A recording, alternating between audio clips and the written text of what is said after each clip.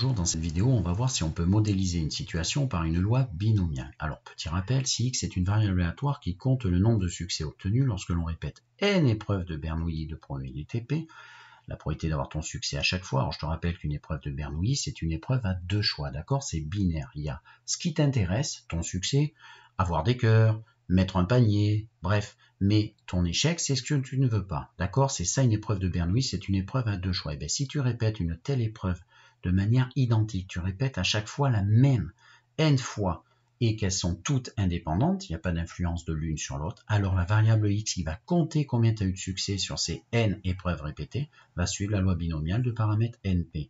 Alors nous, cette vidéo s'arrêtera là. Les calculs de probabilité que l'on pourra déduire se feront dans une autre vidéo que je vais te proposer. Maintenant, sachant ceci, tu pourras déduire quoi par exemple? Eh bien par exemple, la probabilité d'avoir 3 succès sur les n, ou alors d'en avoir moins de 5 sur les n, sachant que ça suit une loi binomiale. Comment? Eh bien avec ta calculatrice et les commandes adaptées du coup, ou avec cette formule qui est propre à la loi binomiale. Voilà, alors tu peux faire pause et chercher ces 4 exemples.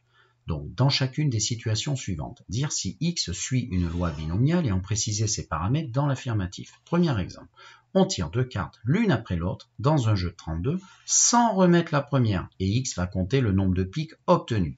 Alors, on est d'accord, on a 32 cartes au premier tirage, ben effectivement on prend une carte dans un jeu de 32, on veut du pique, c'est ça qui m'intéresse. Alors effectivement il y a un quart du jeu qui est en pique, 8 cartes sur 32, ou alors 4 couleurs d'effectifs identiques, et du coup j'ai une chance sur 4 d'avoir mon pique. Mais le problème qui se passe, c'est que quand j'ai pris ma carte, je ne la remets pas, regardez bien. Je ne la remets pas. Et du coup, ensuite, je vais devoir choisir parmi 31. Du coup, la réalisation de la première épreuve a une influence sur la deuxième. D'accord? Et du coup, déjà, tout s'arrête. On ne peut pas dire que ça suit une loi binomiale parce que tout simplement, on a des épreuves qui ne sont pas dépendantes. X ne peut pas suivre une loi binomiale. Les mots-clés auxquels tu dois penser, d'accord, il y en a 4.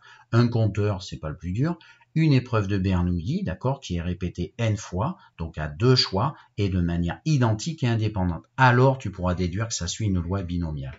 Deuxième exemple, comme 1, mais cette fois-ci, on remet la carte. Ah, ça va sûrement changer notre façon d'approcher le problème. Alors déjà, on prend parmi 32, effectivement, j'ai une chance sur 4 d'avoir ce que je veux. La loi de Bernoulli ici, pardon, l'épreuve de Bernoulli, c'est avoir du pique. Donc, effectivement, j'ai du pique avec une chance sur 4. Maintenant, je remets la carte et du coup, ça repart à l'identique, d'accord? Et il n'y a pas d'influence du premier tirage sur le deuxième. Donc, ça y est, c'est bon. X va compter le nombre de piques que j'obtiens et donc, ça va bien suivre une loi binomiale. Donc, c'est ce que je t'écris ici. Prendre un pique, c'est une épreuve de Bernoulli. Ben, effectivement, tu l'as ou tu l'as pas. Tu as deux possibilités. C'est bien une épreuve de Bernoulli. La proba de ce qui t'intéresse, c'est un quart.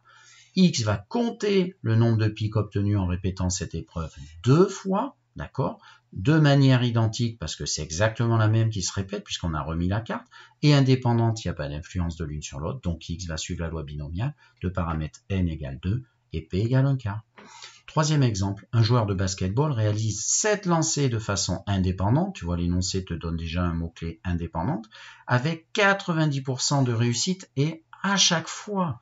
Ça veut dire que même si on pourrait penser qu'il y a un peu de fatigue, etc., l'énoncé dit bien à chaque fois. En gros, il reste toujours à un taux de 90% de réussite à chaque fois. Et X va compter le nombre de paniers qui réussit.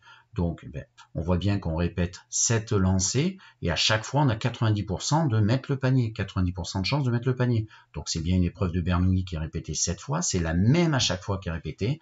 Et elles sont indépendantes, c'est marqué dans l'énoncé, donc on peut se lancer. Effectivement, grand X, le compteur de lancer réussi, va suivre une loi binomiale. Donc réussir en lancer est une épreuve de Bernoulli de proba 0,9. X compte le nombre de paniers réussis en répétant cette épreuve 7 fois de manière identique et indépendante. Tu vois tes 4 mots-clés là, en rouge. Donc X va suivre la loi binomiale de paramètres 7 et 0,9. Maintenant, exemple 4, pareil, mais cette fois-ci, X compte le panier raté. Ben oui, ce que je te disais tout à l'heure, succès, échec, tout est relatif. Imagine, moi je suis dans l'équipe adverse. Moi, ce que je veux, c'est compter les ratés. Donc, qu'est-ce qui va changer? Ben, pas grand-chose, c'est que moi, si je compte les ratés, comme il réussit à 90% du temps à chaque fois qu'il lance ses paniers, eh bien, il va les rater à 10%. Du coup, qu'est-ce qui change? Ben, c'est juste le paramètre de la probabilité pour ma loi binomiale à moi, d'accord, en étant dans l'équipe adverse. Donc X va suivre la loi binomiale de paramètre 7, puisqu'il répète 7 lancers, mais cette fois-ci, si on compte les ratés, mon succès et les ratés, fais attention, il y aura 10% de chance. Voilà,